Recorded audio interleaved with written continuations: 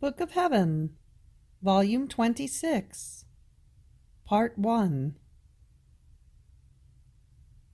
JMJ. Fiat. Always and eternally. In voluntate Dei. Deo gratias.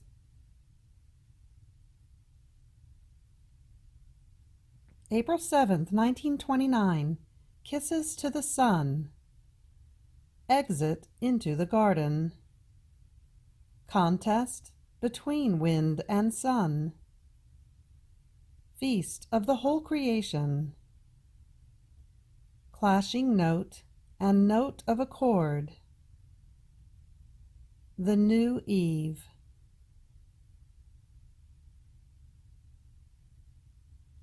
My poor mind is always back into the center of the divine volition. I feel I cannot do without crossing its endless sea and diving ever more deeply into it, so as to see, hear, and touch nothing but divine will. O adorable will, raise your gigantic waves up into the celestial regions and transport the little exiled one, your newborn, from your will on earth up into your will in heaven. Oh, please have pity on my littleness and fulfill over me your last act on earth, so as to resume your continuous act in heaven. So I write only to obey, and to my great repugnance. After 40 years and more without going out in the open air, today they want to take me out into the garden on a wheelchair. Now, as I went out, I found myself with the sun investing me with its rays, as if it wanted to give me its first greeting and its kiss of light. I wanted to give it tit for tat by giving it my kiss, and I prayed the little girls and the sisters who were accompanying me to all give their kiss to the sun, kissing in it that divine will that, like queen, was veiled with light. All of them kissed it. Now who can say my emotion after so many years in finding myself in front of that sun that my lovable Jesus had used in order to give me so many similes and images of his adorable will? I felt invested not only by its light, but also by its heat. And the wind, wanting to compete with the sun, kissed me with its light breeze, in order to refresh the hot kisses that the sun was giving me. So I felt like they would never stop kissing me, the sun on one hand and the wind on the other. Oh, how vividly I could feel the touch, the life, the breath, the air, the love of the divine Fiat in the sun and in the wind. I could touch with my own hand how created things are veils that hide that volition that created them. Now, while I was under the empire of the sun, of the wind, of the vastness of the azure heavens, my sweet Jesus moved in my interior in a sensible way, as if he did not want to be outdone by the sun, by the wind, by the heavens. And he told me, "Beloved daughter of my volition, today everyone makes feast because of your exit." The whole celestial court felt the gaiety of the sun, the joy of the wind, the smile of the heavens. and all ran to see what was new. And in seeing you invested by the light of the sun that was kissing you, the wind caressing you, the heavens smiling at you, they all comprehended that the power of my divine Fiat was moving the elements to celebrate its little newborn. Therefore, the whole celestial court, uniting with all creation, not only makes feast, but feels the new joys and happinesses that my divine will gives it because of your exit. And I, being spectator of all this, not only make feast within you, but I do not regret having created the heavens, the sun, and all creation. On the contrary, I feel happier, because it is enjoyed by my little daughter. The joys, the contentments, the glory of when everything was created are repeated for me, when Adam innocent had not yet made the note of sorrow of his rebellious will resound in the whole creation, that broke the gaiety, the happiness, the sweet smile that my divine will had in the sun, in the wind, in the starry heavens, to be given to creatures.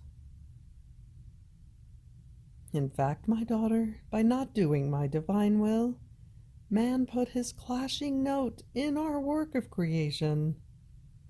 Therefore he lost the accord with all created things. And we feel the sorrow and the dishonor that there is a string out of tune in our work that does not produce a beautiful sound. And this sound, out of tune, moves away from the earth, the kisses, the joys, the smiles that my divine will contains in the creation. Therefore, one who does my will and lives in it is the note of accord with all. Her sound contains a note, not of sorrow, but of joy and of happiness, and is so harmonious that all perceive, even the very elements, that there is the note of my will in the creature. And as though putting everything aside, they want to enjoy she who possesses that will by which they all are animated and preserved. Jesus kept silent, and I said to him, "My love, you have told me many times that one who lives in your divine will is a sister to all created things. I want to see whether my sister light recognizes me. And do you know how? If, in looking at it, it does not dazzle my sight." And Jesus, "Certainly it will recognize you. Try, and you will see." I looked straight into the center of the sphere of the sun, and the light seemed to caress my pupil, but without dazzling me, in such a way that I was able to look into its center, at its great sea of light. How clear and beautiful it was! How true it is that it symbolizes the infinite, endless sea of light of the divine Fiat. I said, "Thank you, O Jesus, for letting me be recognized by my sister light." And Jesus resumed his speaking.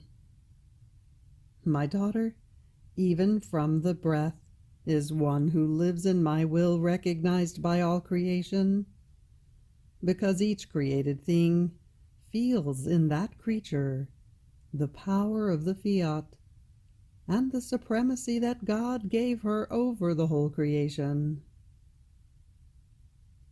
Look and listen, my daughter. In the beginning, when Adam and Eve were created, Eden was given to them as their dwelling, in which they were happy and holy. This garden is a simile of that Eden, though it is not as beautiful and flowery.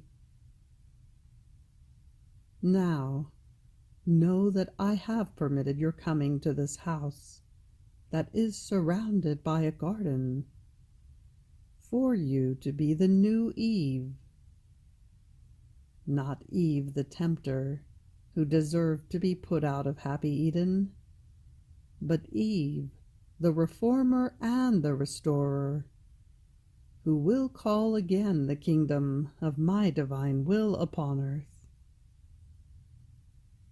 Ah, yes, you will be the seed, the cement on the woodworm that the human will has. You will be the beginning of a new happy era. And this is why I centralize in you the joy, the goods, the happiness of the beginning of creation. And I love to repeat the conversations, the lessons, the instructions that I would have given if man had not withdrawn from our divine will. Therefore, be attentive, and let your flight in it be continuous.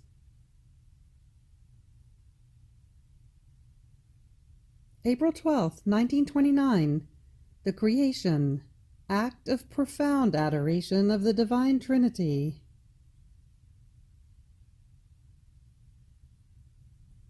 I was all abandoned in the divine Fiat. Its light eclipsed my littleness and transported me up there, even into the womb of the Eternal One, where nothing but light, sanctity, beauty could be seen. That infused in me profound adoration, such that I felt my little existence changed into one single act of adoration for that God who so much loved me and loves me. Then, while my mind was wandering within the light of the divine volition, my lovable Jesus moved in my interior and told me, "My daughter, the sanctity of our divine being, the one power of our will with which we are invested, in such a way that, even though we are distinct as persons, yet our will that operates in us, that dominates, that rules, is always one. Our equal, reciprocal, and incessant love produce in us the most profound adoration among the divine persons." The footnote reads, to read this phrase, sanctity, power, love, produce in us the most profound adoration among the divine persons. So, everything that comes out of us is but acts of profound adoration of all our divine being. Therefore, when our divine Fiat wanted to issue the whole creation into the field with its creating, operating, and vivifying power, as our Fiat was being pronounced, we kept issuing from within ourselves acts of profound adoration. So, the heavens are nothing other than an act of profound adoration of the immensity of our divine being, and therefore everywhere one can see heavens, both at night and at daytime. The immensity of our being released from our womb, the immensity of our adoration, and extended the starry heavens over the universe, to call all those who would inhabit the earth in our one will, so as to unify them within the immensity of our adoration, in such a way that, by virtue of our fiat, man was to extend himself within the immensity of his Creator, to form his heaven of profound adoration for he who had created him. The sun is an act of adoration of our endless light, and the ardor of its profound adoration is such and so great that it is not content with letting itself be seen up high under the vault of the heavens, but from the center of its sphere it lowers its rays of light down to the level of the earth, molding and touching everything with its hands of light. It invests everything and everyone with its adoration of light, and it calls plants, flowers, trees, birds, and creatures to form one single adoration in the will of the one who created them. The sea, the air, the wind, and all created things are nothing other than acts of profound adoration of our divine being, that some from afar, some from nearby, call the creature into the unity of our fiat, to repeat the profound acts of our adoration. And as she makes what is ours her own, she can give us the sun, the wind, the sea, the flowery earth, as profound adorations that our one will knows how to and can produce in the creature. What can our fiat not do? With its one strength it can do anything. It unites everything. It keeps everything in act, and it unites heaven and earth, creator and creature, making them one. Having said this, he withdrew into the depth of his light, and he kept silent. And I remained there, continuing my round in the creation, to follow that profound adoration of my Creator in all created things. Oh, how one could feel the fragrance of the divine adoration in each created thing. One could touch with one's own hand their adored breath. One could feel in the wind the penetrating, ruling adoration of our Creator, that investing the whole earth, now with light blowing, now with mighty waves, now with caressing breaths, invests us so much and calls us to the adoration of its Creator that the wind possesses. Who can tell of the strength of the wind? In a few minutes it goes around the entire world, and now with empire, now with moans, now with feeble voice, and now screaming, it invests us and calls us to unite ourselves to that divine adoration that it gives to its Creator. Then, continuing my round, I could see the sea. In those crystal clear waters, in that continuous murmuring, in its gigantic waves, Jesus was saying that that sea was nothing other than an act of profound adoration of the divine purity, adoration of their love that murmurs continuously, and in the waves, adoration of the divine strength that moves everything and everyone like light straw. Oh, if the divine fiat were reigning in the creatures, it would let everyone read, in each created thing, the distinct adoration of our Creator that each thing possesses.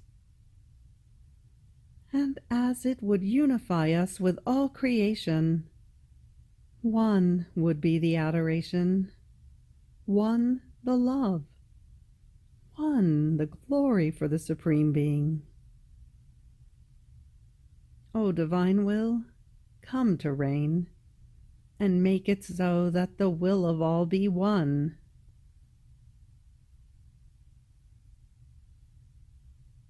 April 16th, 1929. For one who lives in the Fiat, there is an exchange of life between the Fiat and the soul. Doubled love. The privations of my sweet Jesus become longer, and I do nothing but long and moan for his return. And as much as I live all abandoned in the divine Fiat, his privations are wounds so deep and bitter that more than a wounded deer I send my cries of sorrow, such that if I could, I would deafen heaven and earth, and would move everything to cry because of a pain so excruciating and a privation so great, that makes me feel the weight of an infinite pain and of a wound always open, except for those few moments in which he speaks to me about his divine volition.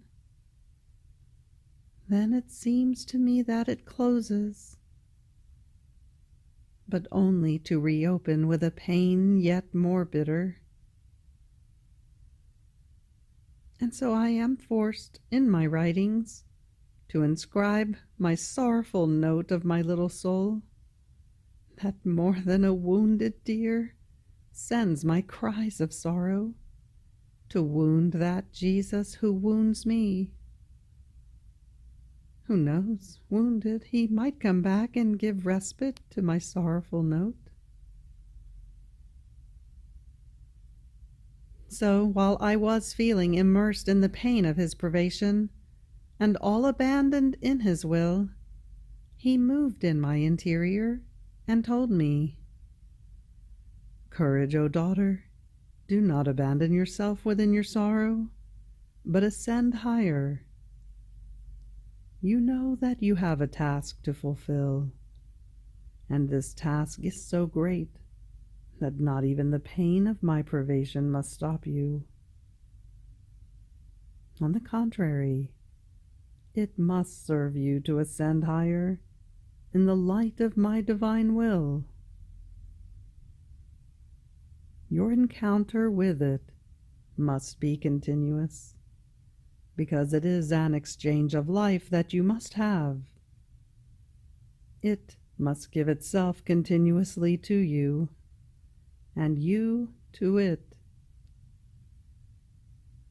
And you know that the motion, the heartbeat, the breathing must be continuous, otherwise life cannot exist, and you would cause your life to be missing in my Fiat, and it would feel the sorrow that its little daughter, its dear newborn, would cause her motion, her heartbeat, her breathing to be missing in it.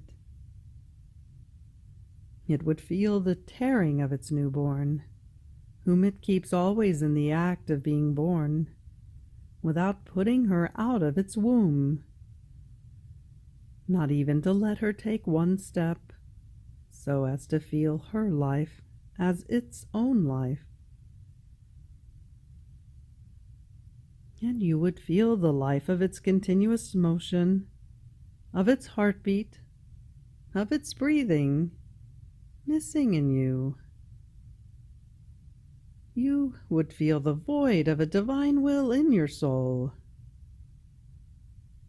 No, no, my daughter, I do not want any void of my will in you. Now, you must know that all the manifestations about my divine Fiat that I make to you are like many stairs through which my will descends into the soul to take possession of her, to form its kingdom, while the soul ascends toward heaven to transport my will from heaven to earth. Therefore it is a great task, and it is unbefitting to lose time, whatever the reason, be it even holy. And you see how I myself eclipse myself within my divine will, so as to give the whole place to it. And if I make my little escapes in coming, it is only in order to deal with, to reorder, and to make you know what belongs to my divine will. Therefore be attentive, and let your flight in it be continuous.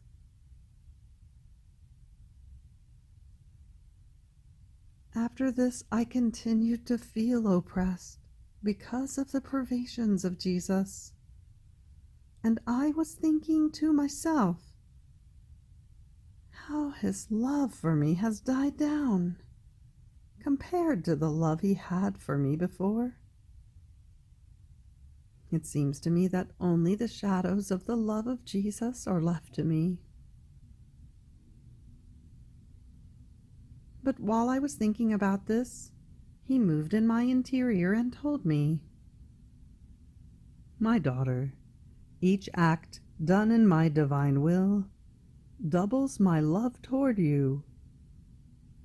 Therefore, after so many acts that you have done in it, I can say that my love has grown so much that I have to expand your capacity so as to allow you to receive my growing love that arises in me in each act you do in my divine will.